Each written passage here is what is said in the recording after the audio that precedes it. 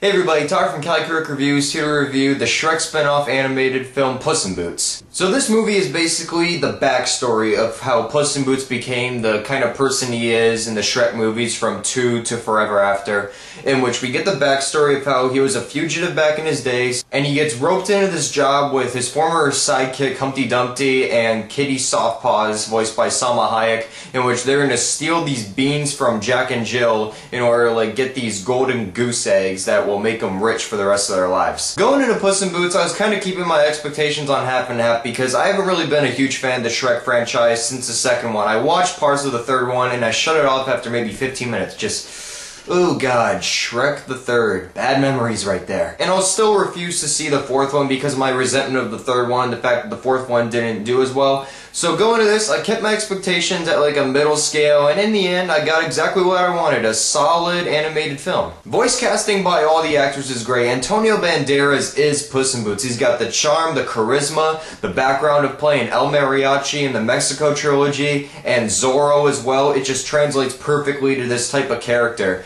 And there's just nobody that can voice this kind of character because Antonio Banderas had already emulated all the aspects and qualities that Puss in Boots has in past movies. In what is probably the 100th collaboration between Antonio Banderas and her, Salma Hayek also does a pretty good job voicing Kitty Softpaws. Just whenever they do a film together, they always have decent chemistry with each other, and you can definitely tell it even within voice acting for this film. Galifianakis was kind of 50-50 on me as Humpty Dumpty. He did a decent voice for the character, and he did have me laughing quite a few parts, but there were those points where he also got on my nerves a bit too, in which that's pretty much become a trend after his movies since The Hangover, in which his character is funny a bit, but then you just really want to slap him because of how annoying he gets. Now the humor is very good here. It doesn't rely on a lot of kitty jokes. It relies on good writing, and there's a lot of cat puns. I'll warn you right now, this movie will set a world record for having cat jokes in there, but a lot of them are done in a very clever manner, which had me laughing a lot throughout the film. The animation as usual, Dreamworks has succeeded yet again. The animation for the characters, there's great design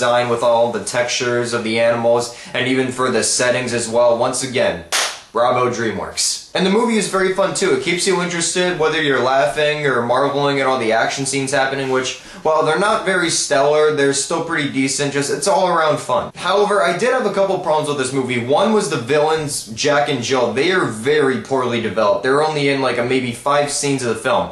And I found out they were voiced by Billy Bob Thornton and Amy Sedaris. And having Billy Bob Thornton in the voice of a villain, that's just wasted right there. That guy can kick ass as a villain, whether he's animated or not. Also, the film is very badly paced in parts in which the first half just brisks by like that, but then when it gets to the adventure part and up through the ending, it slows down a lot, but it soon picks itself up at the same time. But still, it just felt kind of inconsistent at times, in which it would slow down for a while and then speed up, and it kind of felt like a jump rope pattern. But overall, besides those flaws, Puss in Boots is still a very fun family animated film. A good spin-off for the character of Puss in Boots as well, so I'm going to give this movie a very solid 3.5 out of 5 stars. I had a decent time with it, I had fun, I laughed, and despite my few nitpickets, it's still a very enjoyable film, definitely for kids, and maybe even for adults, because there were some pretty good adult jokes in there too. So I hope you enjoyed my review of Puss in Boots. Make sure to click the links below for my Facebook and Twitter to stay updated on what movies I'll be catching, screenings, and even my published reviews.